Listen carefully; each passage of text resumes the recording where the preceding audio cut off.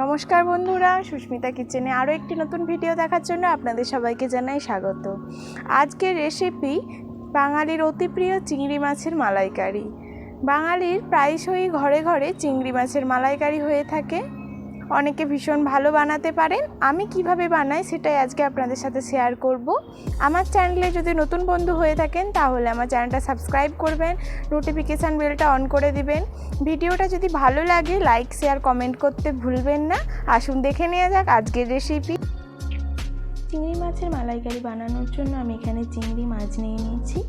মাছগুলো আমি ভালোভাবে ধুয়ে পরিষ্কার করে নিয়েছি। দিয়ে দিচ্ছি পরিমাণ মতো লবণ, দিচ্ছি সামান্য হলুদ গুঁড়ো। নুন আর হলুদ গুঁড়োটা দিয়ে হাতের সাহায্যে মাছগুলো আমি ভালোভাবে মেখে নেব।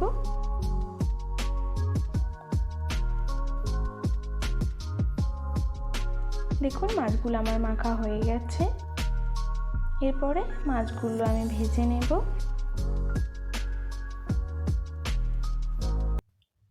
মাছ ভাজার জন্য আমি কড়াইতে তেল দিয়ে দিয়েছি। তেল গরম হতে আমি একে একে সব মাছগুলো দিয়ে দিচ্ছি ভাজার জন্য। মাছগুলোর এক পিঠটা ভাজা হয়ে যেতে আমি উল্টে দিচ্ছি। মাছগুলো আমি খুব একটা কড়া করে ভাজবো না, মাছটা কড়া করে ভাজলে শক্ত হয়ে যায়, সেই জন্য নেড়ে চেড়ে আমি ভালোভাবে মাছটা ভেজে নিয়েছি। মাছটা আমার ভাজা হয়ে গেছে। এরপরে মাছগুলো আমি একটা প্লেটে তুলে নিচ্ছি। এরপরে আমি মশলা তৈরি করে নেব। সেই জন্য কড়াই দিয়ে দিচ্ছি সরিষার তেল। এখানে আপনারা রিফাইন অয়েলও ইউজ করতে পারেন। দিচ্ছি একটা তেজপাতা, দুটো শুকনো লঙ্কা, একটা দারচিনি, 4টে লবঙ্গ, দুটো এলাচ দুটো আমি ফাটিয়ে দিয়েছি। দিয়ে দিচ্ছি সামান্য জিরে। নেড়ে চেড়ে 7 সেকেন্ডের মতো আমি ভেজে নেব। দিয়ে দিচ্ছি একটা বড় সাইজের পেঁয়াজ বাটা। পেঁয়াজ বাটাটা দিয়ে আমি নেড়ে চেড়ে একটু ভেজে নিচ্ছি। দিয়ে দিচ্ছি পরিমাণ মতো লবণ, দিচ্ছি সামান্য চিনি।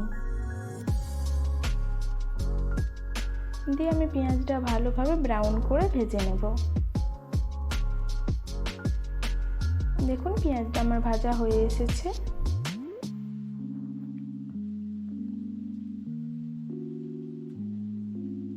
দিয়ে দিচ্ছি এখানে 1 চামচ রসুন বাটা।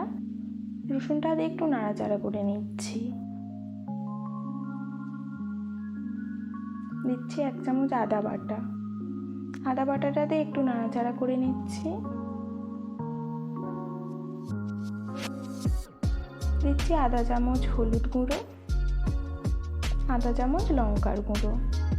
দিয়ে মশলাগুলো আমি একটু ভেজে নেব। মশলাগুলো আমার ভাজা হয়ে গেছে। এখানে দিয়ে দিচ্ছি আমি নারকেলের দুধ। দিয়ে মশলাগুলো আমি ভালোভাবে কষিয়ে নেব।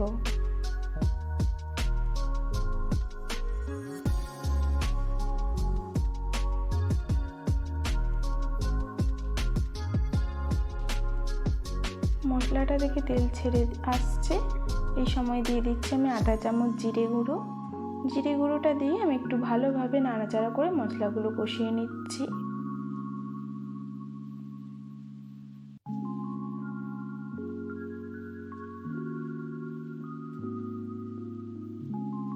আমি নারকেলের দুধটা বাড়িতেই বানিয়ে নিয়েছি। এখানে আপনাদের কাছে নারকেলের দুধ যদি না থাকে এখানে আপনারা নর্মাল গরুর দুধও ইউজ করতে পারেন। এরপরে আমি সব দুধটা দিয়ে দিচ্ছি। দিয়ে একটু ফুটতে সময় দেব।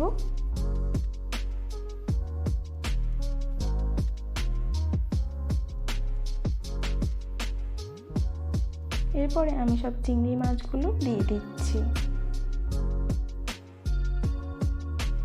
চিংড়ি মাছগুলো দিয়ে আমি একটু নাড়াচাড়া করে নিচ্ছি। নাড়াচাড়া করে আমি কিছুক্ষণ হতে দেবো এটা। দিয়ে দিচ্ছি দুটো কাঁচা লঙ্কা দুটো আমি একটু চিড়ে দিয়েছি।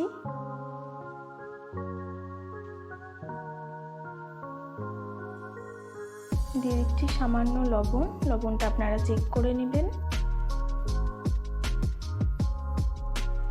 দেখুন আমার চিংড়ি মাছের মালাইকারি হয়ে এসেছে, খুব সুন্দর গন্ধ বেরিয়েছে। দিয়ে দিচ্ছি সামান্য গরম মশলা। গরম মশলাটা দিয়ে আমি ভালোভাবে নাড়াচাড়া করে নিচ্ছি।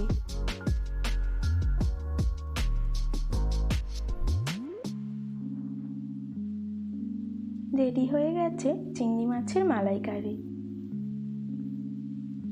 দেখুন দেখতে কত সুন্দর হয়েছে। ভিডিওটা কেমন হয়েছে কমেন্ট করে জানাবেন। আপনারা বাড়িতে এইভাবে একবার ট্রাই করে দেখবেন, খেতে খুবই ভালো লাগে গরম ভাতের সাথে। সমস্ত ভিডিওটা দেখার জন্য ধন্যবাদ। আজ আসি, আবার কোনো নতুন ভিডিওর সাথে দেখা হবে। সবাই ভালো থাকবেন, সুস্থ থাকবেন, সাবধানে থাকবেন। নমস্কার।